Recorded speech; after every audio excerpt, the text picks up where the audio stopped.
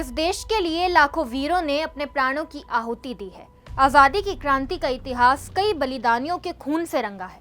भगत सिंह, चंद्रशेखर आजाद, राम प्रसाद, उधम सिंह ये ऐसे क्रांतिकारी हैं जिन्हें आज लोग अपना आदर्श मानते हैं, इनके चरित्र पथ पर चलने का प्रयास करते हैं। लेकिन इसी इतिहास में कुछ वीर ऐसे भी हैं जिन्हें ये दुनिया भूल सी गई है।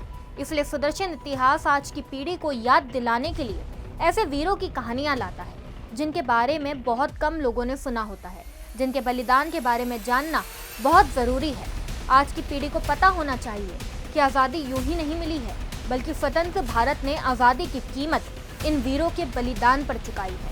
अगर ये वीर ना होते तो शायद आज भी भारत अंग्रेजी हुकूमत का गुलाम होता। ऐसे में सुदर्शन इतिहास आज फिर एक क्रांतिकारी की कहानी लेकर आया है, जिसके शातिर दिमाग ने अंग्रेजों की नींदें उड़ा दी थी। हम बात कर रहे हैं स्वाधीनता आंदोलन के गुमनाम हीरो राजेंद्र लाहिड़ी की।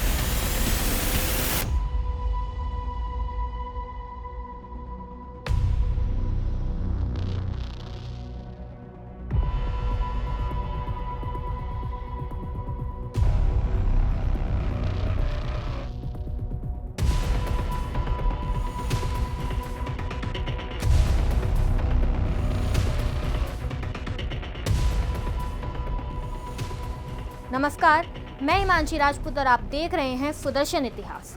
राजेंद्र नाथ लाहिड़ी एक ऐसा नाम जिसे शायद यहाँ पर कुछ लोगों ने पहली बार सुना होगा। ये भारत के उन अमर क्रांतिकारियों में से एक है जिन्होंने देश के लिए 26 साल की उम्र में अपना बलिदान दे दिया, जो प्रसिद्ध काकोरी कांड के असली मास्टरमाइंड भी थे। अब निजी जिंदगी की बात करें तो जन्म इनका बंगाल के पावाना जिले में भरंगा नामक गाँव में 23 जून 1901 में हुआ था। इनके पिता का नाम श्रीति मोहन शर्मा और मां का नाम बसंत कुमारी था। लाहिड़ी के जन्म के समय उनके पिता बंगाल में अनुशीलन दल की गुप्त गतिविधियों में शामिल होने के आरोप में जेल में बंद थे। 1909 में राजेंद्र को वाराणसी में उनके मामा के घर पढ़ने के लिए भेजा गया था। यहीं उन्होंने पढ़ाई की, शिक्षा दीक्षा ली, लेकिन देशभक्ति और निडरता राजेंद्र के खून में बसती थी, आखिर अपने पिता से विरासत में जो मिली थी।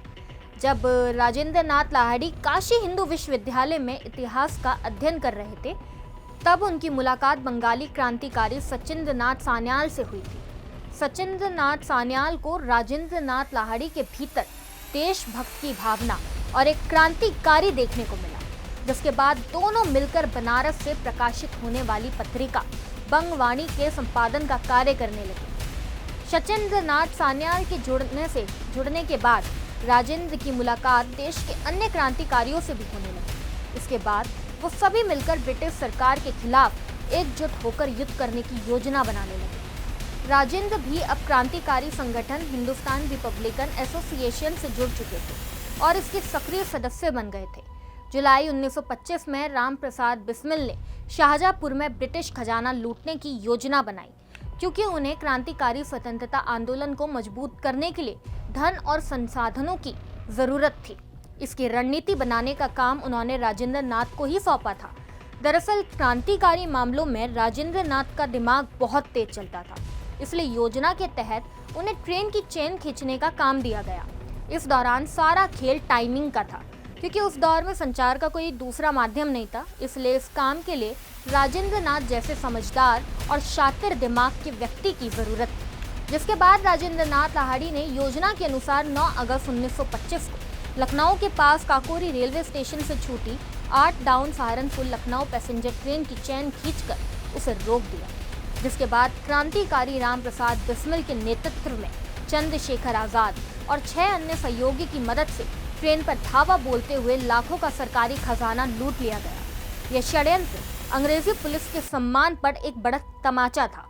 उन्होंने इसे प्रतिष्ठा का प्रश्न बना लिया और अपनी पूरी ताकत क्रांतिकारियों को गिरफ्तार करने में लगा दी। लेकिन राजेंद्र नाथ 3 महीने तक अंग्रेजों के हाथ नहीं लगे। काकोरी कांड को अंजाम देने के बाद राम प्रसाद बिस्मिल ने राजेंद्र नाथ लाहिड़ी को बम बनाने के प्रशिक्षण के लिए कलकत्ता भेज दिया।